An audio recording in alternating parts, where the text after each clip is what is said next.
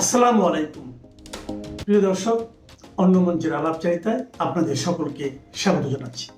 সুপ্রিয় দর্শক শ্রোতা মণ্ডলী, এই মুহূর্তে আপনারা আমাকে যে যেখান থেকে শুনছেন এবং পরবর্তী ভিডিওটি যে যেখান থেকে শুনবেন এবং দেখবেন, আপনাদের সকলকে জানাই আমি আমার প্রাণঢালা অভিনন্দন এবং শুভেচ্ছা। ব্যানার এবং হেডলাইন দেখে নিশ্চয়ই আপনারা বুঝতে পারছেন যে আমি 23শে জুন, এই 23শে জুন নতুন কি চমক আসছে। 23শে জুনই কি আওয়ামী লীগ ফিরে আসছে রাজপথে? শেখ হাসিনাও কি ফিরে আসছে অতি দ্রুত?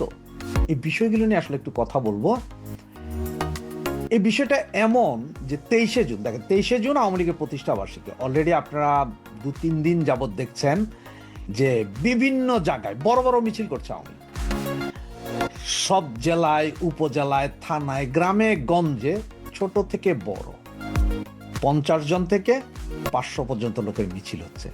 পুলিশ যে ধরছে না তা না, 2-4-10 জন করে পুলিশ ধরছে, পুলিশ গ্রেপ্তার করছে, অ্যারেস্ট করছে, পুলিশ নিয়ে যাচ্ছে, কিন্তু তাতে কি মিছিল তো থামানো যাচ্ছে না।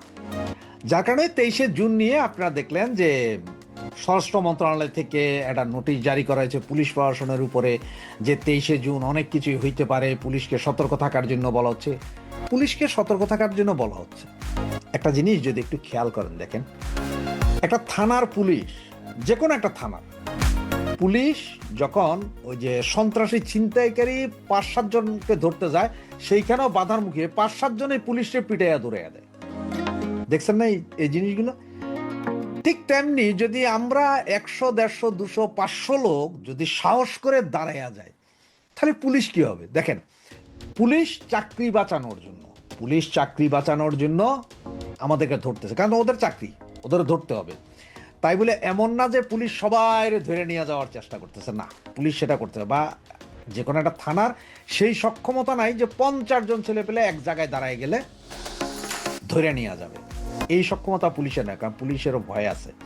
আবার পুলিশের মধ্যে একটা বিশ্বাস কি আছে জানেন, যে আওয়ামী লীগের ছেলেরা, ছাত্রলীগের ছেলেরা বা আওয়ামীপন্থী যারা নামে, তারা পুলিশের উপরে আক্রমণ করবে না, কারণ এই পুলিশের যে গঠন প্রক্রিয়া, মানে গত 15 বছরকে সব বাহিনীর মধ্যে পুলিশ বাহিনীকে সেরা বাহিনী হিসেবে তৈরি করেছিল কিন্তু আওয়ামী লীগ, সব কিছু দিয়ে।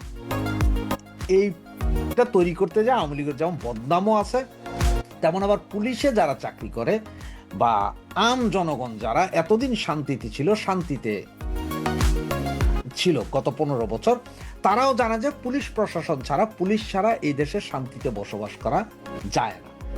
পুলিশ ছাড়া ধর্ষণ, ছিনতাই, খুন খারাপি এগুলো ট্যাকেল দেওয়া যায় না। এটা ভালোভাবেই পুলিশ এবং জনগণ জানে। আওয়ামী লীগের যে মিছিলগুলো হয়, এই মিছিলগুলোতে এখন জনসাধারণের সম্পৃক্ততা বাড়ছে, মানে আম জনগণের সম্পৃক্ততা বাড়ছে। তো যার কারণে 23শে জুন সরকারের ভিত অলরেডি কেঁপে গেছে। সরকার নাকি গত 2 দিন আগে, বাংলাদেশের যে সরকার আছে এখন আর কি, আপনার পরাধীন প্রধানমন্ত্রী, তিনি তার দল একটা চুক্তি মতো করার চেষ্টা করছে আওয়ামী লীগের সাথে, লিখিত না, মানে ভার্বাল চুক্তির মতন, যে আপনারা আসেন, আপনারা রাস্তাঘাটে থাকেন, কোনো সমস্যা নাই, মিছিল মিটিং করেন, আপনারা জামাত আর এনসিপি কে ঠেকান, শর্ত হইল যে আমাদের 5 বছর ক্ষমতায় থাকতে দিতে হবে, মানে মামার হাতের মোয়া দেওয়া। মানে ওনাদের দ্বারা তো জামাত আর এনসিপি রে ঠেকানো সম্ভব হইতেছে না, কারণ ওনাদের নিজের মধ্যেই রয়েছে গুতাগুতি, সম্ভব হইতেছে না। সুতরাং আওয়ামী লীগ এসে এদের ঠেকাবে, ওনারা শান্তিতে দেশ শাসন করবেন, যা দোষ পড়বে সব আওয়ামী লীগ। সুতরাং আওয়ামী লীগ সভানেত্রী নাকি, যতটুকু শুনেছি, আমাদের জননেত্রী শেখ হাসিনা, উনি মানেন নাই। কারণ উনি কি বিএনপির লাঠিয়াল হিসেবে জামাত এনসিপি রে ঠেকাইবেন? কেন জামাত এনসিপি রে উনি কেন ঠেকাইবেন? সুতরাং এটা মানেন নাই। সুতরাং ওনাদের মনে কষ্ট। এখন ওনারা চাইতেছেন যে মানে আওয়ামী লীগ যদিও বা ফিরে আসে, বা আওয়ামী লীগকে একটু জায়গা দিই, তাইলে যদি জামাত এনসিপির আওয়ামী লীগ ঠেকায়। কেন? আওয়ামী লীগ কি কারো লাঠিয়াল? আওয়ামী লীগ কি জামাত এনসিপির ঠেকানোর জন্য আওয়ামী লীগ রাস্তায় নামবে আর আপনারা শান্তিতে থাকবেন? আপনারা দেশের রোগামেরা দিবেন, আপনারা বিলিয়ন বিলিয়ন ডলার চুরি করবেন, আওয়ামী লীগ সব সমর্থন দিবে, আর খালি জামাত বিএনপি লোক গুতাগুতি করবে? কামটা কি আমাদের? কারণ আমাদের যদি শত্রু যদি কেউ থাকে, সেটা যেমন বিএনপি, তেমন এনসিপি, তেমন জামাত, সবাই শত্রু। আমাদের শত্রু সবাই। শুধু আমাদের মিত্র হচ্ছে যে বাংলাদেশের আপামর জনগণ। বাংলাদেশের 90% জনগণ আমাদের মিত্র, আর 10% মৌলবাদ, জঙ্গিবাদ, এরাই হচ্ছে আমাদের শত্রু। এই যখন পরিস্থিতি, তখন 23শে জুন কি হবে দেখেন। গত পুলিশ রিপোর্টে গত 2 দিন আগে একযোগে 77টা মিছিল হয়েছে আওয়ামী লীগের। আজকে সারাদিনও 4-5টা মিছিল এই পর্যন্ত দেখা গেছে, কিন্তু আরো বেশি হইতে পারে, এখনো পুরো রিপোর্ট পাওয়া যায়নি। সুতরাং মিছিল আজকে হবে, কালকে হবে। তবে 23শে জুন যদি সারা বাংলাদেশে একযোগে যদি বিভিন্ন জেলা উপজেলায় মিছিল শুরু হয়, আর এটা যদি শক্তি সামর্থ্য নিয়ে নামা হয়, তাহলে আমাদের ঠেকানোর কেউ নেই। 50 জন লোক আছি, 50 জন লোকের 50 জনই লাঠি, ইট, পাটকেল, লাঠি সোটা নিয়ে নামার দরকার নেই। হ্যাঁ, 50 জন ওরাও হয়তো কিছু নামবে, কিন্তু সেখানে হয়তো একটা ধাওয়া পাল্টা দেওয়া হবে। সেখানে নর্মাল আন্দোলন সংগ্রামের যে টেকনিক, সেখানে হচ্ছে যে অনেক সময় দেখা যায় যে একটা মিছিল যাচ্ছে, পাশ দিয়ে একটা রিক্সার ভিতরে আছে সব কঙ্কর, ইট, এগুলো অল্প দূরে যায় ফালাই দিতেছে। তার মানে এমন জায়গায় যায় ফালাই দিতেছে যে আমার মিছিলটা অদ্দূর গেলে সামনে যদি কেউ থাকে এইখান থেকে ওই কঙ্কর নিয়ে ফালাইবে। পুলিশ ধরে না, পুলিশ ধরলে কয় যে স্যার কঙ্কর তো আমি নিয়ে যাইতেছি, বাড়ির কাম আছে। ওই রিক্সা ভ্যানের মধ্যে কিছু গজারি লাঠি রাইখা দেয়, কয় যে স্যার এটা তো আমি ওয়ার্কশপে নিতেছি ওই ইয়ের ডাট বানাইতে, কোদালের ডাট বানানোর জন্য। আসলে এগুলো সব কিন্তু মিছিলের আগে দিয়ে একটু আগে দিয়ে যায়, জায়গা মতন যায়, হয়তো চাক্কার পাম্প চলে যায়, পাম্প ঠিক করতে থাকে, ওইদিকে যখন গন্ডগোল লাগছে তখন লয়। এগুলো হচ্ছে টেকনিক, নর্মাল টেকনিক প্রতিটা মিছিলে। প্রচন্ড দৌড়াইয়া ঝটিকা মিছিলের এখন আর দরকার নাই। এখন কথা হচ্ছে আপনি যত আস্তে আস্তে মিছিল করবেন, যত স্লোলি যাবেন, ততই বেটার।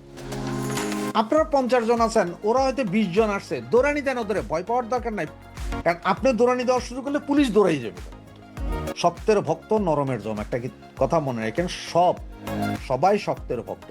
আপনি যখন শক্তি নিয়ে বাড়াবেন, এই যে আগে 1-2টা মিছিল করতেন, এখন যখন গত 3 দিন আগে 77টা মিছিল সারা বাংলাদেশে, ওদের কিন্তু অলরেডি কষা পায়খানা শুরু হয়ে গেছে, পায়খানা কষা হয়ে গেছে, সরকারের কষা শুরু হয়েছে। কারণ সরকার জানে যে আওয়ামী লীগ যদি রাস্তায় একবার আপন মহিমায় নেমে আসে, তাহলে এই সরকার চালানোর উপায় নেই। কারণ সরকার এখন যা করেছে, ওই যে আওয়ামী লীগ নিষিদ্ধ করছে, নিষিদ্ধ করে ওনারা না পারতেছে নিষিদ্ধ আদেশ তুলতে, না পারতেছে ধরে রাখতে। কারণ নিষিদ্ধ আদেশ তুললেও ওনাগো ক্ষতি, না তুললেও ওনাগো ক্ষতি, দুইটাতেই ওনারা কিন্তু ফর দ্য ফায়ার হয়ে যাইতেছে। শুধু পুরো বিষয়টা এখন জটিল, যার কারণে 23শে জুন একটা চমক হইতে পারে। এমন হইতে পারে যে 23শে জুনে ব্যাপক মিছিল হইতে পারে চতুর্দিকে। হ্যাঁ, আপনারা কেউ এইটা মানেন না যে ঠিক আছে আমরা মিছিল নিয়ে 32 নাম্বার দিকে, 32 নাম্বার হয়তো পর্যাপ্ত প্রস্তুতি ওদের থাকবে, আমরা ওইটা কাটাইয়া যাই না, ওই জায়গায় যাব না। আরো জায়গা আছে না, বিভিন্ন জায়গা আছে। আমাদের মিছিল কইলেই যে খালি 32-এর সামনে যায় মিছিল দেখাইতে হবে তা না। কারণ আমাদের সেই হেডাম আমরা যখন ভাঙছে তখন দেখাইতে পারিনি। সেদিন ওখানে যদি 20,000 ছিল, আমরা যদি 50,000 যেতাম, সেদিন হেডাম দেখানোর কথা ছিল। ওইভাবে মিছিল করতে হবে একদম সব হাই স্পটগুলোতে, যেগুলো হাই স্পট, যেমন আপনার মিরপুর আছে, তারপর মতিঝিল আছে, শাপলা চত্বর আছে, গুলিস্তান আছে, ঢাকা শহর, ঢাকা আর চিটাঙের মূল পয়েন্টগুলোতেই যদি বড় বড় মিছিল করানো যায়, ওয়েল অ্যান্ড গুড। আর ওই যে পুলিশের কথা যেটা বললাম, পুলিশ চাকরি বাঁচানোর জন্য 2-4-10 জন ধরবে, পুলিশ 100 লোকের ধরবে না। পুলিশ যেখানে দেখবে যে 100 থেকে 500 লোক হয়ে গেছে, পুলিশ সেখানে আশপাশও আসবে না। কারণ 2-3-4 থানা মিলে হবে না। একটা থানায় 36 থেকে 50 জন ধরেন পুলিশ থাকে, একটা থানায় এক্সাম্পল 50 জন, সেখানের মধ্যে কেউ ছুটিতে আছে, কারো ডিউটি নাই, এরকম করে তো 10-15-20 জন পুলিশ থাকে টোটাল। সেখানে যদি 100 জন পোলাপাইন নামেন, ওই থানার ক্যাপাসিটি আছে আপনারা ধরতে পারবো না। কারণ আপনিও যখন হুঙ্কার দিবেন, কারণ ওরা যেখানে 5 জন ছিনতাইকারী ধরতে গেলে পুলিশ মাইর খায়, সেখানে আপনার 50 জনের সামনে ওরা মাথা খারাপ দাঁড়াইবো, ওরা তো পিড়িয়ে দিব। এই আতঙ্কটা পুলিশের, মাইর খাওয়ার আতঙ্ক পুলিশের আছে। যদিও পুলিশ বিশ্বাস করে যে আওয়ামী লীগ মারবে না, কিন্তু মাইর খাওয়ার আতঙ্ক তাদের মধ্যে আছে। সবার মধ্যে না থাকলেও 5 জনের মধ্যে আছে। ওসি গুলো হয়তো একটু সামনে আইব, কিন্তু আপনি যখন ধরে যাবেন তখন দেখবেন ওসিও ল্যাংড হইয়া দৌড়াইতেছে। এটা মূল। শুধু 23 তারিখ মাথায় রাখেন, এই 23 তারিখ যদি একটা বৃহৎ কিছু ঘটানো যায়, এটাই আমাদের জন্য সবচেয়ে সুফল বয়ে আনবে। বাংলাদেশ আওয়ামী লীগকে ধ্বংস করবার লক্ষ্যে গত বছরের মে মাসে ইনুজ গং বাংলাদেশ আওয়ামী লীগের কার্যক্রমের উপরে নিষেধাজ্ঞা জারি করেছিল, এবং তখন তারা বলে বেড়াতো যে আওয়ামী লীগ আর জীবনেও ঘুরে দাঁড়াতে পারবে না, আওয়ামী লীগের রাজনীতির সমাধি রচিত হয়েছে। কিন্তু বর্তমান বাস্তবতায় কি তাই মনে হয়? কার্যক্রম নিষিদ্ধ আওয়ামী লীগ কি প্রকাশ্য আওয়ামী লীগের চাইতেও বেশি শক্তিশালী? আওয়ামী লীগের কার্যক্রম নিষিদ্ধ করে যে ফলাফল আশা করেছিল ইউনূস গং এবং পরবর্তীতে বর্তমানে নির্বাচিত বিএনপি সরকারও ইউনূসের সেই সিদ্ধান্ত এখন পর্যন্ত বহাল রেখেছে এবং যার মধ্য দিয়ে তারা ধারণা করেছিল আওয়ামী লীগের রাজনীতি শেষ। আওয়ামী লীগ এর আগে একাধিকবার নিষিদ্ধ হয়েছে, আর প্রতিপক্ষ এই বিএনপি বলেন, জামাত বলেন, অনেকেই বহুবার বলেছে আওয়ামী লীগের রাজনীতি শেষ। কিন্তু আওয়ামী লীগ যেন ফিনিক্স পাখি, প্রতিবার সে ঘুরে দাঁড়িয়েছে, ছাই থেকে নতুন করে জন্ম নিয়েছে। তো আজকে আপনাদের সামনে যখন কথা বলছি তখন কার্যক্রম নিষিদ্ধ আওয়ামী লীগকে নিয়ে সরকার, বিএনপি, জামাত সবারই ভীষণ মাথা ব্যথা। আগামী সেপ্টেম্বর মাসে স্থানীয় সরকার নির্বাচন, সেই নির্বাচনে বিএনপি এবং জামাত তাদের কৌশল নির্ধারণ করছে এবং কৌশল নির্ধারণটা করতে গিয়ে তারা নির্ভর করছে বেসিক্যালি আওয়ামী লীগের সমর্থনের উপর। তাদের ধারণা যে আওয়ামী লীগ যদি তাদের সমর্থন দেয় তাহলে তারা এই স্থানীয় সরকার নির্বাচনে বিপুলভাবে জয়লাভ করবে, যেটা হয়েছিল গত 12ই ফেব্রুয়ারির জাতীয় সংসদ নির্বাচনে।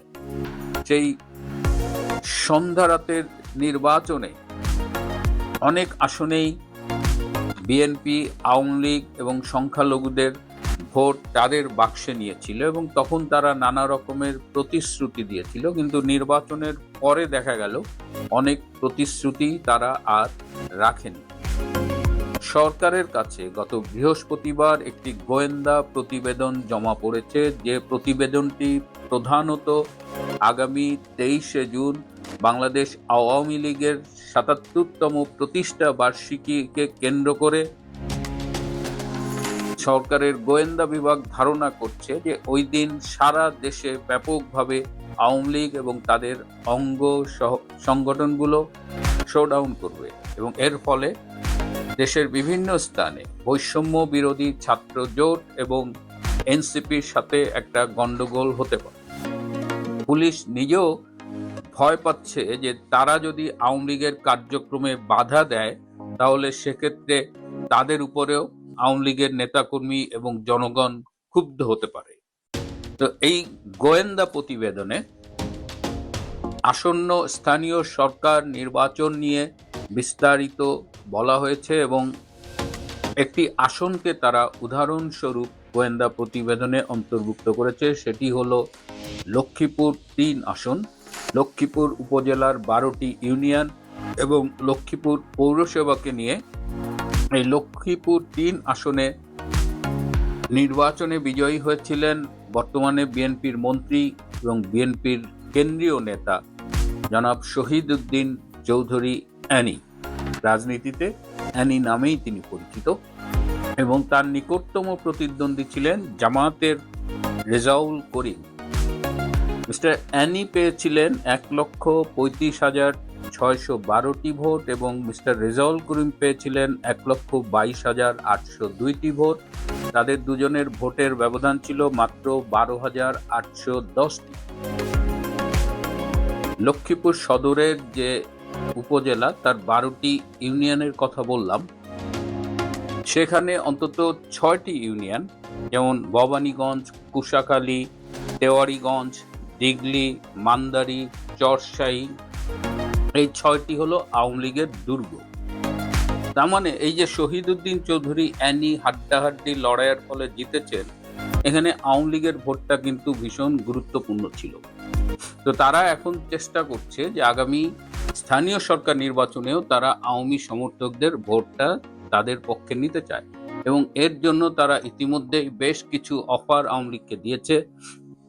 জামাত বলছে যে তারা আওয়ামী লীগের বিরুদ্ধে যে মামলা হামলা হচ্ছে এগুলো বন্ধ করে দিবে, সামাজিক কার্যক্রম চালাতে দিবে, তাদের সকল রকমের সহযোগিতা করবে, নির্বিঘ্নে ব্যবসা করতে দিবে, বিএনপিও একই কথা বলছে, প্লাস বিএনপি বলছে তাদের অফিস খুলে দেওয়ার ব্যবস্থা করবে এবং আওয়ামী লীগের কার্যক্রমের উপর থেকে নিষেধাজ্ঞা তোলার ব্যাপারে জামাত এখনো হার্ড লাইনে থাকলেও বিএনপি মনে করে যে আওয়ামী লীগের উপর থেকে নিষেধাজ্ঞা তুলে দিলে রাজনীতির মাঠে আলটিমেটলি বিএনপি উপকৃত হবে। আওয়ামী লীগের কাছে ইতিমধ্যেই 6 দফা প্রস্তাব দিয়েছে বিএনপি সরকার, ইতিমধ্যে আপনারা সেটা জানেন। তার অন্যতম গুরুত্বপূর্ণ একটি দফা হলো যে আওয়ামী লীগের উপর কার্যক্রমের উপর থেকে নিষেধাজ্ঞা প্রত্যাহার করে নেবে, কিন্তু তার বিনিময়ে কথা দিতে হবে যে আওয়ামী লীগ 5 বছর বিএনপিকে কোনো রকমের ডিস্টার্ব করবে না, বিএনপি সরকারের বিরুদ্ধে কোনো আন্দোলন গড়ে তুলবে না। এরকম 6 দফা আওয়ামী লীগের পক্ষ থেকে খুব স্পষ্ট করেই জানিয়ে দেওয়া হয়েছে যে এই ধরনের কোনো শর্ত মেনে তারা কোনো ডিলে যেতে রাজি নয়। তারা তাদের শক্তিতেই রাজনীতিতে ফিরে আসবে, তাদের উপরে যে আরোপিত নিষেধাজ্ঞা সেটা প্রত্যাহার হয়ে যাবে জনগণের চাপের মুখে এবং সময়ের সাথে সাথে। আওয়ামী লীগ এই যে কোনো রকমের আপোষ নামায় সই করতে রাজি হচ্ছে না, এর অন্যতম কারণ হলো যে সারা দেশ জুড়ে আওয়ামী লীগের নেতাকর্মীরা জেগে উঠেছে। তাদের অনেকের সাথেই কথা বলে এটা বোঝা গেছে যে তাদের দেওয়ালে পিঠ থেকে গেছে। তারা এখন আর হামলা, মামলা, নির্যাতন, জেল, জুলুম এগুলো কোনো কিছুরই পরোয়া করছে না। এবং আপনারা দেখছেন এমনকি আজকেও বাংলাদেশের অনেকগুলো জেলায় মশাল মিছিল বলেন, এমনি মিছিল বলেন, মোটরসাইকেল মিছিল বলেন, এগুলো হচ্ছে কিন্তু। এবং আমি একটি উদাহরণ দিব, আছে কুষ্টিয়া শহরের একজন সাবেক মেয়রের বাড়িতে, এবং তিনি আওয়ামী লীগ নেতা মিস্টার আনোয়ার আলী, তার বাড়িতে যৌথ বাহিনী গিয়েছিল, পুলিশ, বিজেপি এবং ডিবি। তারা গিয়েছিল এই সম্ভবত আনোয়ার আলীর ছেলেকে গ্রেপ্তার করতে, তরুণ আওয়ামী লীগ নেতা, তাকে গ্রেপ্তার করতে।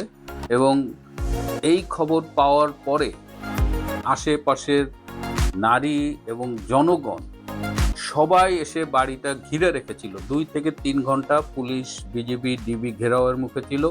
তারা কারণ জানতে চেয়েছে, তারা বলছে যে এইভাবে হয়রানি করা যাবে না, এইভাবে ইচ্ছে মতো নির্যাতন করে এইভাবে ধরে নেওয়া যাবে না। এবং জনগণের চাপের মুখে 3 ঘন্টা পরে পুলিশ, বিজিবি, ডিবি শূন্য হাতে ফিরে গেছে।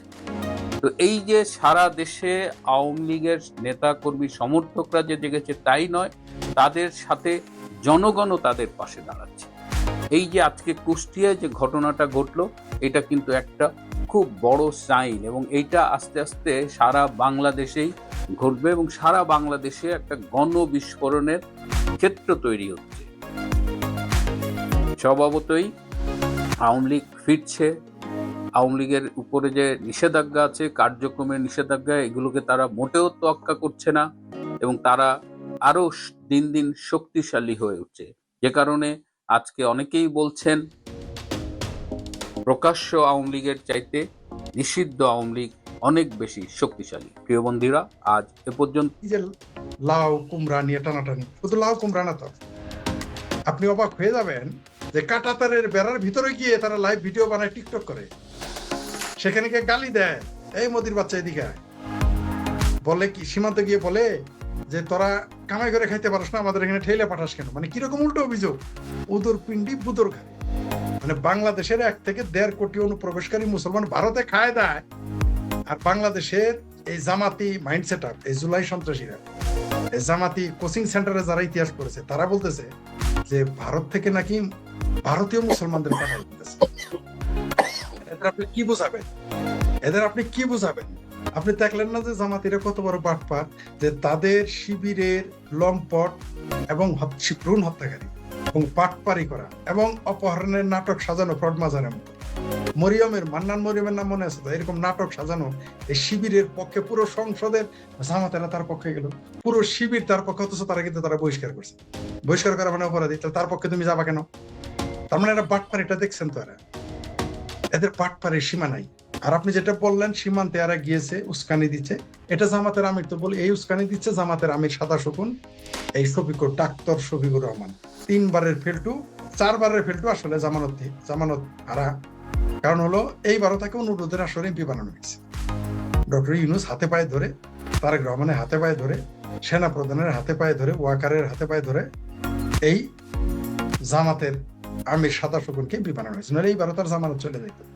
যে নিজের আসনে গিয়ে নিজের বাড়িতে 3 বার হ্যাট্রিক করে জামানত হারানোতে সে ঢাকাতে কিভাবে পাশ করবে? এত সহজ? অত নালি আদেশের নালি তো আদেশের।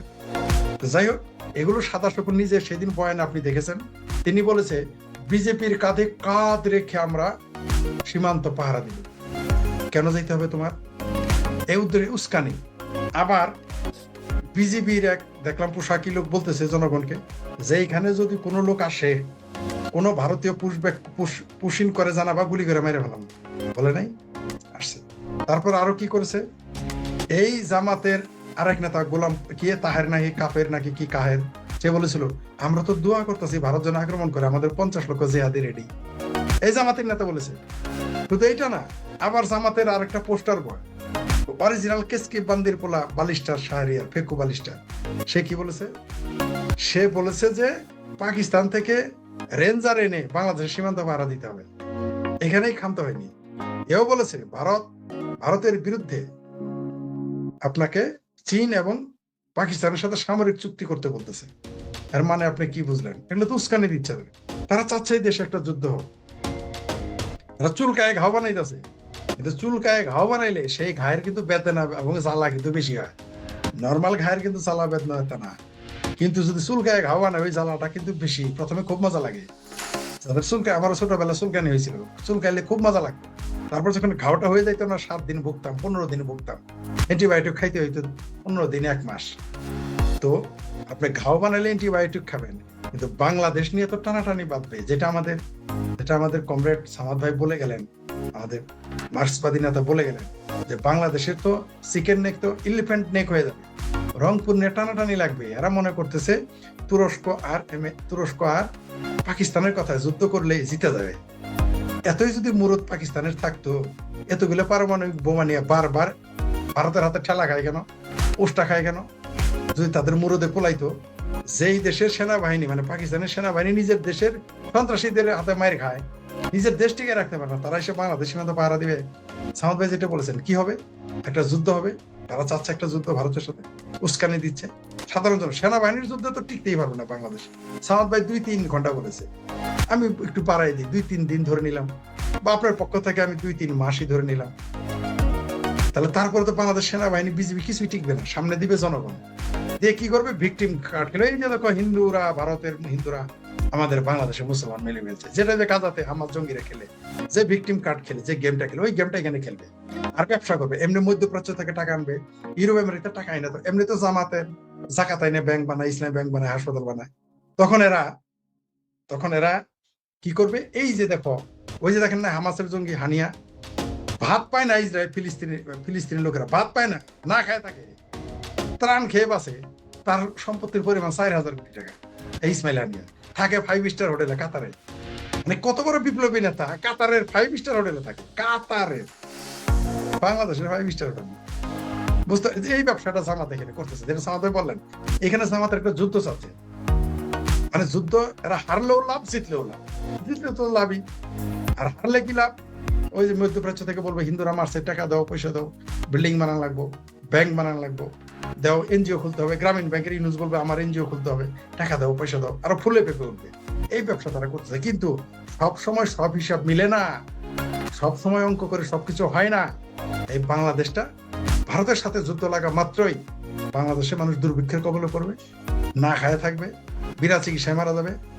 দুর্ভিক্ষে কেন হবে? ভারত যখন পোর্টসেন বন্ধ করে দিবে, বাংলাদেশের এই যে তৌহিদি জনতা, তৌহিদি মুসলমান ইমানদারেরা, তাদের খাদ্যের দাম 5 গুণ বাড়াই দিবে।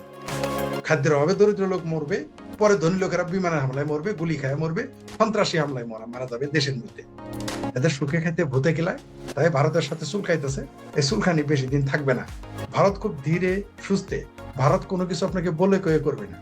বিনা গুলিতে, বিনা বোমা, বিনা পারমাণবিক বোমায়, বিনা AK-47 পাকিস্তানকে কিন্তু ভিখারিস্তানে পরিণত করে দিয়েছে, পৃথিবী থেকে আইসোলেটেড করে দিয়ে। আকল তো বাংলাদেশের মাদ্রাসা ছাত্রদের আকলে নাই। বুঝেন না এদের কিরকম বোধ ও বুদ্ধি, যে এরা বলে যে ভারতের মুসলমানকে পাঠাই দিছে, ভারতে খাওয়ার দাবার পায় না। ভারতের মানুষ হাগে মুতে রাস্তায় উঠে গরুর মুত খায়, কিন্তু এই উটের মুত খাওয়া গরুর মুত খাওয়া দেশেই কিন্তু আবার বাংলাদেশের মুসলমানেরা 1.5 কোটি গিয়ে কাজের বুয়া সাজে, কেউ কেউ গিয়ে দিন মজুরে কাজ করে। এরা এরকম বেহায়া বেলাস, এদের ইতিহাস সবসময় উল্টো করে পড়ে না। কারণ এই সমস্ত মূর্খদের আপনি মূর্খদেরও ঠিক করতে পারবেন, কিন্তু গন্ড মূর্খদের তো আপনি ঠিক করতে পারবেন।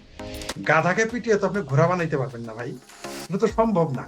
এগুলো এই দেশে বিশ্ববিদ্যালয় বানাক আর মাদ্রাসা বানাক, এই দেশের মানুষের মগজ সবসময় ভারত বিরোধী। এই ব্যাপারে বারবার যেটা আমি বলে থাকি, কমরেড হায়দার আকবর খান রনু বয়ান আমাদের সামাদ ভাই ভালো করে জানেন, আপনিও ভালো করে জানেন। বাম রাজনীতি যারা করেন তারা জানেন যে হায়দার আকবর খান রনু একজন নমস্য ব্যক্তি এবং মুক্তিযোদ্ধা সংগঠক, বাম রাজনীতির পুরোধার। তিনি কি বলেছিলেন যে বাংলাদেশে মৌলবাদীদের 4টি স্তম্ভ, তাদের 4টা খুঁটি: ভারত বিদ্বেষ, নারী বিদ্বেষ, মুক্তিযুদ্ধ বিরোধিতা এবং বাঙালি সংস্কৃতির বিরোধিতা করে। এইভাবে বাংলাদেশে পয়দা করেছে। মুসলিম লীগের কাজটাই ছিল ভারত বিরোধিতা করা আর সমাজতন্ত্রের বিরোধিতা করা। এই যে আমাদের কিছু চিঙ্কুবাম আছে যারা এই মৌলবীদের পক্ষ নেয়, তারা ভুলে গেছে হায়দার আকবর খান রনুর এই কথা, কমরেডের। কেন এটা কি কে না জানে যে মোল্লারা সমাজতন্ত্র বিরোধী, কিভাবে তার পক্ষ নেয়? আমার সাথে সামাদ ভাইয়ের বিরোধ হতে পারে, আপনার সাথে সামাদ ভাইয়ের বিরোধ হতে পারে, আমরা তো সমাজতন্ত্রের বিরুদ্ধে না, গণতন্ত্রের বিরুদ্ধে না, কিন্তু মোল্লারা তো মিলিটারি তো গণতন্ত্র সমাজতন্ত্র দুইটারই বিরুদ্ধে। তাদের সাথে আমাদের প্রীতি কি বাবা? সামাদ ভাইয়ের সাথে আমার বিরোধ হইলো আমরা মুক্তিযুদ্ধের প্রশ্নে, আপনার সাথে আমার বিরোধ হইলো মুক্তিযুদ্ধের প্রশ্নে, গণতন্ত্রের প্রশ্নে আমরা ঐক্যবদ্ধ। মানে একটা জায়গায় আমরা চিন্তার চেতনার জায়গায় একমত। ধর্ম নিরপেক্ষতার প্রশ্ন, 72 সংবিধানের প্রশ্ন আমরা ঐক্যবদ্ধ। আমাদের মত ভিন্ন হইতে পারে, আপনার একমত, আমার একমত, সামাদ ভাইয়ের একমত, দেশ পরিচালনায়, রাষ্ট্র পরিচালনায়, সমাজ পরিচালনায় ভিন্ন মত থাকতেই পারে, কিন্তু মৌলিক প্রশ্নে তো আমরা একদিকে আছি। কিন্তু মোল্লারা তো কোনোদিন গণতন্ত্র 72 সংবিধান মানে না, মানতে পারে না, তাদের আইডিওলজিটাই এরকম। তো যারাই যে মনে করতেছে যে এখন শিখাই দিল যে গণভবনের মতো চুরি করো, ওইখানে গিয়ে লাউ চুরি করে আনো, গাছ চুরি করে আনো, এটা ফলাফল ভালো হবে না। এই বাংলাদেশের মানুষ পালে পালে দলে দলে মারা যাবে। এরা পেট ভরাবে হলো জামাতিদের, এরা পেট ভরা হবে জঙ্গিদের, এরা পেট ভরাবে তুরস্কের, এরা পেট ভরাবে পাকিস্তানের। কারণ যে সামাদ ভাই বললেন, এরা এসে কিন্তু এই দেশে ব্যবসা করে যাবে। পাকিস্তান যুদ্ধ না থাকলে কি করে খাবে? সন্ত্রাস উৎপাদন রপ্তানি করে পাকিস্তান, আর তুরস্ক কিছু ড্রোন বানাবে বাংলাদেশের কাছে বেচবে। এই তো ব্যবসা, তো কোনো ব্যবসা নাই। আমরা আজকে 20শে জুন, এই দিনে পশ্চিমবঙ্গ প্রতিষ্ঠা দিবস হচ্ছে পশ্চিমবঙ্গে। আবার বাংলাদেশে দেখা যাচ্ছে আগামী 23শে জুন বাংলাদেশের যে আওয়ামী লীগ দলটি, তার যে প্রতিষ্ঠা বার্ষিকী, সেই প্রতিষ্ঠা বার্ষিকী পালন করার জন্য আওয়ামী লীগ কর্মী সমর্থকরা তারা নানা রকমভাবে এই দিনটি 23শে জুন প্রতিষ্ঠা বার্ষিকী পালনের উদ্যোগ নিচ্ছেন, সেই খবর পাচ্ছি। এই উদ্যোগে বাংলাদেশের রাজনৈতিক পারদ বেশি উপরে উঠে যাচ্ছে, কারণ শোনা যাচ্ছে যে এনসিপি এবং জামাত তারা আওয়ামী লীগের বিরুদ্ধে তারা রাস্তায় নামবে। আবার আওয়ামী লীগ কর্মী সমর্থকরাও রাস্তায় নামলে সেখানে একটা কি ঘটবে সেটা তো পরে জানা যাবে, কিন্তু ভালো কিছু ঘটবে না সেটা বোঝাই যায়। সরকার কিভাবে এই দিনটিকে তারা সামলাবে সেই চিন্তাও সরকার করছে। পুলিশের কাছে পুলিশ নানা রকম ভাবে প্রস্তুতি নিচ্ছে, এ খবর আমি পাচ্ছি। এই আওয়ামী লীগের 23শে জুনের প্রতিষ্ঠা বার্ষিকী উপলক্ষে একটি অতীতের পাতায় আওয়ামী লীগের প্রতিষ্ঠা বার্ষিকী কিভাবে পালিত হয়েছে কয়েকটি উল্লেখযোগ্য ঘটনা, সেইটা এই ভিডিওতে আমি বলবো। দেখুন, বাংলাদেশের অন্যতম প্রাচীন রাজনৈতিক দল বাংলাদেশ আওয়ামী লীগ 1949 সালের 23শে জুন ঢাকার ঐতিহাসিক রোজ গার্ডেনে প্রতিষ্ঠিত হয়েছিল। প্রথমে নাম ছিল দলটির পূর্ব পাকিস্তান আওয়ামী মুসলিম লীগ, পরে তা আওয়ামী লীগে রূপান্তরিত হয়।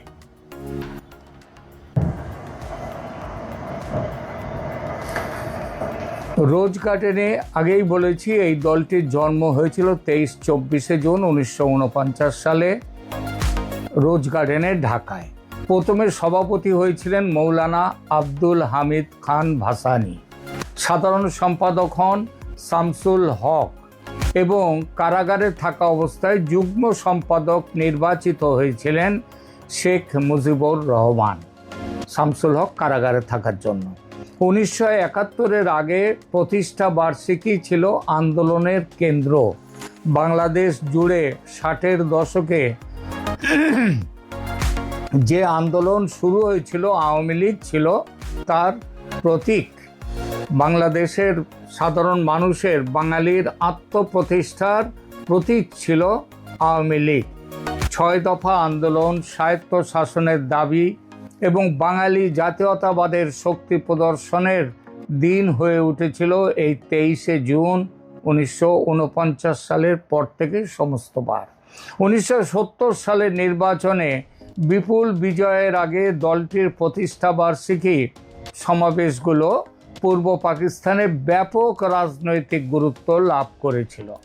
1975-এর পর শোক ও পুনর্গঠনের প্রতীক হয়ে ওঠে 23শে জুন আওয়ামী লীগের প্রতিষ্ঠা বার্ষিকী। 1975 সালে শেখ মুজিবুর রহমান হত্যার পর বহু বছর আওয়ামী লীগের প্রতিষ্ঠা বার্ষিকী সীমিত পরিসরে পালিত হয়। সামরিক শাসনের সময় এই দিবস দলীয় কর্মীদের জন্য ছিল সংগঠন টিকিয়ে রাখার প্রতীক। 1981-তে বঙ্গবন্ধু কন্যা শেখ হাসিনার প্রত্যাবর্তনের পর নতুন অধ্যায় শুরু হলো আওয়ামী লীগের জীবনে। 1981 সালে নির্বাচন থেকে দেশে ফিরে শেখ হাসিনা দলের সভাপতি হন। এর পরের প্রতিষ্ঠা বার্ষিকীগুলো আওয়ামী লীগের পুনর্জাগরণ ও গণতন্ত্র পুনরুদ্ধারের আন্দোলনের অংশে পরিণত হয়। 1996-তে ক্ষমতায় আসীন হয় আওয়ামী লীগ। দীর্ঘ 21 বছর পর আওয়ামী লীগ সরকার গঠন করে। ওই সময়ের প্রতিষ্ঠা বার্ষিকীগুলোতে দলটি নিজেদের গণতন্ত্র প্রতিষ্ঠার শক্তি হিসেবে তুলে ধরে এবং দিবসটি জাতীয় রাজনৈতিক গুরুত্ব পায়। 2019-এ 70তম প্রতিষ্ঠা বার্ষিকী পালিত হয়। 70তম প্রতিষ্ঠা বার্ষিকী ছিল একটি বড় রাজনৈতিক মাইল ফলক। রাজধানী ঢাকা ও সারা দেশে ব্যাপক কর্মসূচি নেওয়া হয়। দলটি স্বাধীনতা সংগ্রাম ও রাষ্ট্র গঠনে নিজেদের ভূমিকা তুলে ধরে। 2021 করোনা কালে ব্যতিক্রমী উদযাপন করে দিনটি আওয়ামী লীগ। কোভিড-19 মহামারীর কারণে 72তম প্রতিষ্ঠা বার্ষিকী সীমিত আকারে এবং মূলত ভার্চুয়াল মাধ্যমে পালিত হয়। এটি ছিল আওয়ামী লীগের ইতিহাসে সবচেয়ে ব্যতিক্রমী প্রতিষ্ঠা বার্ষিকীগুলোর একটি। 2024 প্লাটিনাম জুবিলি 75 বছর উপলক্ষে প্রতিষ্ঠা বার্ষিকী পালন করে আওয়ামী লীগ। 75তম প্রতিষ্ঠা বার্ষিকী বা প্লাটিনাম জুবিলি উপলক্ষে রাজধানীতে বড় সমাবেশ, সাংস্কৃতিক অনুষ্ঠান, নৌকা বাইচ ও বিভিন্ন কর্মসূচি আয়োজন করা হয়। এটি ছিল দলটির ক্ষমতায় থাকা অবস্থায় শেষ বড় প্রতিষ্ঠা বার্ষিকী উদযাপন। এরপর 2025-26 নিষেধাজ্ঞার ছায়ায় প্রতিষ্ঠা বার্ষিকী পালন করেছিল আওয়ামী লীগ। 2024 পরবর্তী রাজনৈতিক পরিবর্তনের পর আওয়ামী লীগের প্রতিষ্ঠা বার্ষিকী একটা নতুন অর্থ পায়। দলটি ক্ষমতাচ্যুত ও সাংগঠনিক চাপে থাকলেও 23শে জুনকে কেন্দ্র করে 2025-এ নিজেদের অস্তিত্ব ও সাংগঠনিক সক্ষমতা প্রদর্শনের চেষ্টা কিন্তু করেছে। ফলে প্রতিষ্ঠা বার্ষিকী শুধুমাত্র স্মৃতিচারণ নয়, বরং বাংলাদেশের বর্তমান রাজনৈতিক সংঘাতের একটি গুরুত্বপূর্ণ প্রতীক হয়ে উঠেছে। এই আবহে আবার 2026-এর 23শে জুন আওয়ামী লীগ তার প্রতিষ্ঠা বার্ষিকী পালন করবে। এই উপলক্ষে যেমন সাজো একটা রব উঠেছে আওয়ামী লীগ কর্মীদের মধ্যে, তেমনি আওয়ামী লীগের 23শে জুনের প্রতিষ্ঠা বার্ষিকী বাংলাদেশের রাজনৈতিক ইতিহাসকে এবার কোন পথে নিয়ে যাবে সেটাও এখানে দেখা যাবে। কখনো জন্মদিন, কখনো আন্দোলনের দিন, কখনো শোকের প্রতীক, কখনো ক্ষমতার উৎসব, আবার কখনো অস্তিত্ব রক্ষার সংগ্রামের প্রতীক হিসেবে 23শে জুন দেখা দিয়েছে। সেই অর্থে আওয়ামী লীগের প্রতিষ্ঠা বার্ষিকীর ইতিহাস আসলে বাংলাদেশের রাজনৈতিক ইতিহাসের একটা সংক্ষিপ্ত প্রতিচ্ছবি। আমার দ্বিতীয় ভিডিও আমি দেব এই বিষয়ে। এবার 23শে জুন আন্দোলন উপলক্ষে, এই প্রতিষ্ঠা বার্ষিকী উপলক্ষে বাংলাদেশ কোন দিকে এগিয়ে যাবে, কি বার্তা দেবে, সেই বিষয়ে থাকবে আমার বক্তব্য। এখনকার মতো এখানেই রাখছি। আসসালামু আলাইকুম রহমতুল্লাহি ওয়া বারাকাতুহু। সম্মানিত দর্শক, কয়েকটি বিষয় নিয়ে আলোচনা করব।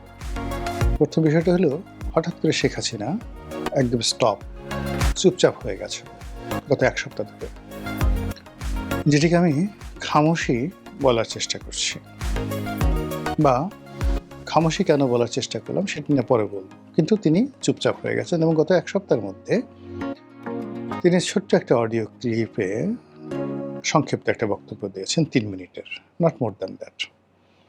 ভেরি কনক্রিট, উৎসাহ ব্যঞ্জক আওয়ামী লীগের যারা লোকজন তাদের জন্য, আর আওয়ামী লীগের যারা প্রতিপক্ষ রয়েছে তাদের জন্য অশনীয় সংকেত। এগুলো একটা পার্ট। দ্বিতীয় যে পার্ট, সে পার্টটি হলো, এই ঢাকা শহরের মহাখালীতে ছাত্রলীগ একটা অভিনব মিছিল করেছে। সেখানে রীতিমতো অঝরে ককটেল বৃষ্টি হয়েছে। আওয়ামী লীগ যে সময়টাতে রাজপথে ছিল ইফেক্টিভ পলিটিক্যাল পার্টি রূপে, হরতাল, অবরোধ, ককটেল, গাড়ি পোড়ানো, পেট্রোল বোমা মারা, এই জিনিসগুলো আওয়ামী লীগের সঙ্গে এমনভাবে যেন আম এবং দুধ যেভাবে মিশে যায়, আওয়ামী লীগের আন্দোলন মানেই হরতাল, ভাঙচুর, জ্বালাও পোড়াও ইত্যাদি সবকিছু। আর তাদের মুখের জোর এত বেশি, তারা যখন ক্ষমতায় আসে তখন বিএনপি এবং জামাতকে যে ভাষায় গালাগালি করে এবং যেভাবে দায়ী করে, সেই তুলনায় বিএনপি তখন রীতিমতো বেকুব হয়ে বসে থাকে। তারা ওই আওয়ামী লীগের মুখের কাছে, সোফার কাছে, পাওয়ার অফ স্পিকিং, ন্যারেটিভ তৈরি করার মতো তাদের যে ক্ষমতা রয়েছে, সেই ক্ষমতার কাছে বিএনপি এবং জামাত এখনো পর্যন্ত শিশু। আপনি এই সময় দেখেন তো, এই গত 2 বছরে বিএনপির বিরুদ্ধে, জামাতের বিরুদ্ধে, এনসিপির বিরুদ্ধে এই যে মানুষ যে ক্ষেপে গেছে, ইউনূসের বিরুদ্ধে মানুষ যে ক্ষেপে গেছে, এবং সবাইকে এখন মানুষ এক কাতারে ফেলে সবাইকে দেশ বিরোধী, আমেরিকা দালাল, তারপরে সেন্ট মার্টিন বিক্রেতা, মার্কিন বাণিজ্য চুক্তি তারা মিলেমিশে করেছে, দেশ থেকে টাকা পাচার করে তারা সুইস ব্যাংক ভরে ফেলেছে। এবং এটা শুধু কথা নয়, 2025 সনের যে সুইস ব্যাংকের যে রিপোর্ট, সেই রিপোর্ট অনুযায়ী সেখানে বাংলাদেশি যারা টাকা আমানত রাখে, সেই আমানতের পরিমাণ বেড়েছে 41% প্রিভিয়াস ইয়ারের চাইতে। তাহলে বোঝার চেষ্টা করুন যে 2025 সনে যারা ক্ষমতায় ছিলেন তারা কি পরিমাণ টাকা বাংলাদেশ থেকে পাচার করে সুইস ব্যাংকে রেখেছেন। এবং সেই লোকগুলো কারা? তারা তো নিঃসন্দেহে আওয়ামী লীগের লোক নয়। তো এই বিষয়গুলো ইন অ্যাডভান্স 2024 সনের আগস্ট, সেপ্টেম্বর গেছে, নভেম্বর মাস থেকে আওয়ামী লীগ প্রচার করে আসছে। ইউনূস সুদখোর, ইউনূস দুর্নীতিবাজ, ইউনূস ধাপ্পাবাজ, এনসিপি, যা যা করেছে আজ এই সমাজে বলতে গেলে এই আওয়ামী লীগের প্রচার এবং প্রোপাগান্ডার কারণে পুরো জিনিসটি একত্র একেবারে আলু ভর্তা হয়ে গেছে। অর্থাৎ আমেরিকার দালালি করতে গিয়ে এখানে আপনি বিএনপি, জামাত এবং ইউনূস, এনসিপি তাদেরকে আলাদা করতে পারবেন না। কিন্তু তাদের মধ্যে আলাদা সত্তা হয়তো আছে, কিন্তু আওয়ামী লীগ তাদেরকে একত্র করে ফেলেছে। আর দেশপ্রেমিক বলতে যা বোঝায়, এটা সঙ্গতির কারণে আপনি যখন দেশ বিক্রি করবেন, দেশপ্রেমিক কাদের নাম আসবে? এই যে ন্যারেটিভটা তারা তৈরি করেছে ইন্টেলেকচুয়াল লেভেলে। এখন এই ইন্টেলেকচুয়াল লেভেলে দেশে এবং দেশের বাইরে তারা হিন্দুস্তান টাইমসকে ব্যবহার করেছে, আনন্দবাজারকে ব্যবহার করেছে, দ্য হিন্দুকে ব্যবহার করেছে, পাকিস্তানের ডনকে ব্যবহার করেছে, Telegraph, economics, time magazine, new York Times, Washington post, তারপর জার্মানির পত্রিকা, জাপানের পত্রিকা, এরপর লামন্ডে,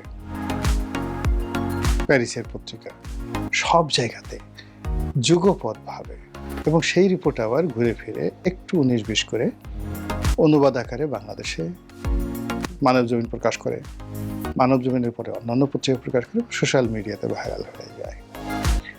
এবং সেখানে তারেক রহমান সাহেব, ইউনূস সাহেব থেকে শুরু করে যা শেখ হাসিনা বলে যাচ্ছে, জয় বলে যাচ্ছে, ওগুলোকে ম্যাটারালাইজ করে এই প্রচার করে আজ আওয়ামী লীগ এমন একটা পর্যায়ে চলে আসছে যে তাদের নেতাকর্মী তারা মনে করছে এই কালকে আমরা ক্ষমতায় আসবো, আর ক্ষমতায় এসে কাকে ছ্যাঁচা দেবো, কাকে গুঁতা দেবো, কাকে টাইট দেব। আমাদের যে গ্রাম অঞ্চলে পান ছ্যাঁচার জন্য ছেঁচুনি বলা হয়, শৈশবে যাদের স্মৃতি আছে 70-80 দশকে দাদা দাদিরা ওই পান ছেঁচে খেত, হামানদিস্তা। তো সেই হামানদিস্তার মধ্যে ফেলে যেভাবে পান আর সুপারি একসাথে ছ্যাঁচে আওয়ামী লীগের লোকজন চিন্তা করছে তাদের যারা বাড়ি পুড়িয়েছে, ঘর পুড়িয়েছে, তাদের স্ত্রী সন্তানের সঙ্গে অমানবিক আচরণ করেছে, তাদের ব্যাংক লুট করেছে, তাদের টাকা নিয়ে গেছে, পয়সা নিয়ে গেছে, সবগুলোকে পান সুপারি জর্দা বানিয়ে হামানদিস্তাদের মধ্যে নিয়ে আচ্ছা মতো আমরা ছেঁচব। এবং এই যে তারা চিন্তা ভাবনা করছে, চিন্তা ভাবনা করার ফলে তাদের মধ্যে একটা প্রচণ্ড সাহস, এবং সেই সাহস এই রাজধানীতে এসে আশ্রয় পড়েছে। কিভাবে আশ্রয় পড়েছে যে মহাখালীর মতো ব্যস্ততম জায়গাতে তারা রীতিমতো ককটেল বৃষ্টি করে ঝরিয়ে তারা সেখানে মিছিল করেছে। পুলিশ কি করেছে, 2 জনকে গ্রেপ্তার করতে পেরেছে, কিন্তু বাকি সবাই সেখান থেকে চলে গেছে। কিন্তু আতঙ্ক তো ছড়িয়ে পড়েছে। এখন এটা মহাখালী কেন? ওই যে মহাখালীতে আওয়ামী লীগের যারা প্রতিপক্ষ তারাই সেতু ভবন পুড়িয়েছিল, তারাই মহাখালী বক্ষব্যাধি হাসপাতালের ওই এলাকাটাতে 2-3টে অফিসে আগুন দিয়েছিল। তার মধ্যে স্বাস্থ্য অধিদপ্তর, তারপর যেটাকে বলা হয় ত্রাণ মন্ত্রণালয়ের অধীন যে একটা অফিস আছে, দুর্যোগ এবং পুনর্বাসন অধিদপ্তর, সেখানে সেতু ভবন। তো এর বাইরে উত্তরা থেকে তারা এই জিনিসটা শুরু করেছিল। ফলে আর ওই মহাখালীতে রেলগেটে এসে, মানে আওয়ামী বিরোধী যে মিছিল উত্তরা থেকে এসে ওই রেলগেটে এসে প্রথম তারা বাধাপ্রাপ্ত হয়েছিল হালকা, তারপর ওখান থেকে তারা সর্বশক্তি নিয়ে গণভবনের দিকে এসেছিল। এজন্য ওই মহাখালীর উপর তাদের রাগ। ওই মহাখালীতে তারা কারা কারা এই কাজ করেছে, কি কাজ করেছে, ফলে ওই মহাখালীকে তারা টার্গেট করে তারা এগোচ্ছে। এবং আমাদের রাজনীতিতে মহাখালী কিন্তু অত্যন্ত গুরুত্বপূর্ণ। এই মহাখালীতে বিএনপি কিন্তু বি চৌধুরীকে দাবলানি দিয়েছিল, এবং সেই রেল লাইন দিয়ে বি চৌধুরী, প্রয়াত B Chowdhury, doctor AQM Badruddoza Chowdhury, তার ছেলে মাহিবি চৌধুরী, তারা সেই রেল লাইন দিয়ে, মহাখালী রেল লাইন দিয়ে যেভাবে ভো দৌড় দিয়েছিলেন, এটা একটা ইতিহাস। এবং ওই মহাখালী রেলগেটের কাছেই নিউ ডিএইচএস আছে, যেখানে কর্নেল অলি আহমেদ বীর বিক্রম বসবাস করেন, বীর উত্তম বা বীর বিক্রম। তো তিনি যখন এই বিএনপি থেকে বের হয়ে গিয়ে এলডিপি করলেন, ওই তাকে মারার জন্য ওই মহাখালী রেলগেটের ওই জায়গাতে একটা ব্যাপক শোডাউন হয়েছিল।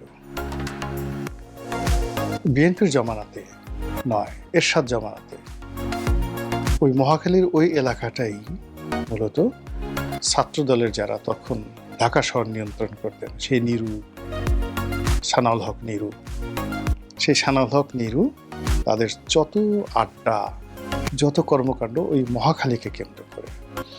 এবং সানাউল হক নিরু সাহেব সেই মহাখালীতে থাকতেন, এবং সেখানে নিরু সাহেব যে বাসায় থাকতেন সেখানে মাঝে মধ্যে বর্তমান প্রধানমন্ত্রী তারেক রহমান সাহেব তিনিও নিয়মিত ওই বাসায় আসতেন। এবং ওই বাসায়, নিরুর বাসায় থেকে কি করতেন বা করতেন সেটা প্রধানমন্ত্রী বা নিরু ভাই দুজনে ভালো বলতে পারবেন। তো ওই হলো মহাখালীর ইতিহাস। ওখানে রাজনীতির অনেক কিছু টার্নিং পয়েন্ট হয়েছে, ওই মহাখালীর ওই জায়গাতে অনেক কিছু হয়েছে। কাজে সেই মহাখালীকে আওয়ামী লীগ টার্গেট করে সেখানে প্রথম ককটেল বৃষ্টি করলো, এটা গুলিস্তানে তারা করতে পারতো, তারা গুলিস্তানে করে নাই, মহাখালীতে করেছে। তো বুঝুন যে তারা একটা ডিজাইন করে, ম্যাটিকুলাস ডিজাইন করে এই কাজগুলো করছে। থার্ডলি, হাসনাত আবদুল্লাহ এখন সংসদ সদস্য, এনসিপি নেতা, তিনি সাদিক কায়েমকে নিয়ে ইংল্যান্ডে গেলেন। তো সাদিক কায়েম দেখেন এখানে ছাত্রলীগ, একসময় সে ছাত্রলীগে ছিল, তারপরে ছাত্রলীগের মধ্যে গুপ্ত অবস্থায় ছিল, সেখান থেকে সে বের হয়ে আসছে। কিন্তু ইংল্যান্ডে সে যে গেল, সাদিক কায়েমকে কেউ একটা ডিম মেরেছে, তাকে কিছু করেছে, এটা কিন্তু কেউ বলতে পারবে না। তার একটা পশমকে স্পর্শ করে। হোয়াই? সেকেন্ড থিং হলো, ওখানে দফায় দফায় হাসনাত আবদুল্লাহ যখন নামলো তখন এক দফা গালাগালি করলো, ইচ্ছা মতো গালাগালি করলো। আপনি যতই বীরত্ব দেখান না কেন, রাজনীতি আমরা যারা করি, আমাদেরকে উদ্দেশ্য করে কোনো একটা চোখে মুখে সামনে দাঁড়িয়ে কেউ গালাগালি করে, ওটা ঘুমানো যায় না, ভালো লাগে না। এখন হাসনাত আবদুল্লাহকে হিথ্রো এয়ারপোর্টে গালাগাল করা হয়েছে, সে যতই বড় কথা বলুক না কেন, তার কিছুটা হল তার মন খারাপ হয়েছে। 2 নম্বর হলো যে সে অক্সফোর্ডের যে একটা সংগঠন, যে সংগঠনের মূলত জামাত নিয়ন্ত্রিত একটা সংগঠন, সেখানে অক্সফোর্ড ইউনিভার্সিটির যে হলটি, একটা হল যেখানে বিতর্ক হয়, বিভিন্ন অনুষ্ঠান হয়, সেই হলটি ভাড়া করে সেখানে সেই কাজটি করা হচ্ছে। যেমন ঢাকা বিশ্ববিদ্যালয়, যেমন ধরেন সিনেট হল, একজন এখানে ঢাকা বিশ্ববিদ্যালয়ে যে সিনেট ভবন আছে, সেই সিনেট ভবনে একটা হল আছে, সেটা ইচ্ছা করলে অনেকে ভাড়া নিতে পারেন। তো এরকম একটা হল ভাড়া করে সেখানে মূলত বেশিরভাগই হাতে কয়েকজন সে ইংরেজ ছিল, বাকি সবাই ওখানে ইংল্যান্ডে বসবাসরত জামাত শিবিরের যারা লোকজন, সেখানে সাদিক কায়েম এবং আমাদের হাসনাত আবদুল্লাহ ভাষণ দিলেন।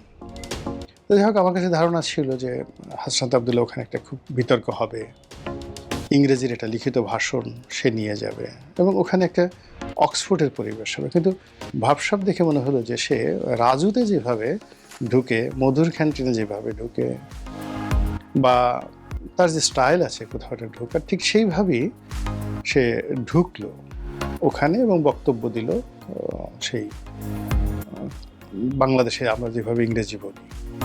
যার বাড়ি চট্টগ্রামে, সে চট্টগ্রামের আঞ্চলিক ভাষা ইংরেজি বলে।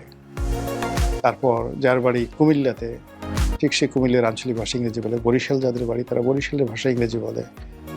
তো ওইরকম হাসনাত আবদুল্লাহ যে ইংরেজিতে কথা বললো, সেই ইংরেজি কথা বলার মধ্যে ওইরকম একটা তার প্রোনাউন্সিয়েশন, তার মেসেজ, তার বক্তব্য, যেটা লিখিত হলে খুব ভালো হতো, কিন্তু ওইরকম আকর্ষণীয় কিছু আমাদের সামনে আসলো না। কিন্তু আসলো যেটা, সেটা হলো ওখানে মানে সে যেন ঢুকতে না পারে, এই জন্য তাকে বাটাম দেওয়ার প্রাণান্ত চেষ্টা করলো সেই আওয়ামী লীগের লোকজন। এবং সেই কাজ মানে ফেরানোর জন্য এনসিপির যারা লোকজন আছে তারা প্রাণান্ত চেষ্টা করলো। কিন্তু যে দৃশ্য আমরা দেখলাম, যে আওয়ামী লীগের লোকদের বাটাম থেকে বাঁচার জন্য হাসনাত আবদুল্লাহ এক দফা দৌড় দিল এবং তাকে ডিম মারার চেষ্টা করলো। ডিম গায়ে লাগলো না, কিন্তু সে আওয়ামী লীগ লোকদেরকে টিটকারি করলো একটা ডিম দেখিয়ে, লাল রঙের একটা ডিম দেখে। ভালো কথা, মনে করলাম যে এখানেই হয়তো তার শেষ হবে। কিন্তু পরবর্তীতে একটা ভিডিও, ওটা কি এআই করা না সত্য না মিথ্যা আমি জানি না, সেটা হলো সে রাস্তাতে হাঁটছিল, ওই অবস্থাতে আবার তাকে আক্রমণ করেছে আওয়ামী লীগের জন্য। এইবার তাকে আচ্ছা মতো ডিম মারা হয়েছে, ঘেটা গ্যাট ডিম। এবং সেই ডিমের হাত থেকে বাঁচার জন্য সে কি যে দৌড়। এখন স্পষ্ট তার চেহারা বোঝা যাচ্ছিল না, কিন্তু আওয়ামী লীগের লোকজন বগল বাজাচ্ছে, দিয়েছে আচ্ছা মতো। আর তাকে তো মানে যে গালি দেয় আওয়ামী লীগের লোকজন, অন্যান্য যারা তার বিরোধী পক্ষ যে গালি দেয়, সেই গালিগুলো দিয়ে পুরো ফেসবুক ফাটিয়ে ফেলছে। এই যে 3টি ঘটনা, এই 3টি ঘটনার নিয়ে আওয়ামী লীগের মধ্যে ভীষণ রকম তোলপাড় চলছে। এবার প্রথম অংশে ফিরে আসি এবং সংক্ষেপে বলে বক্তব্য শেষ করব।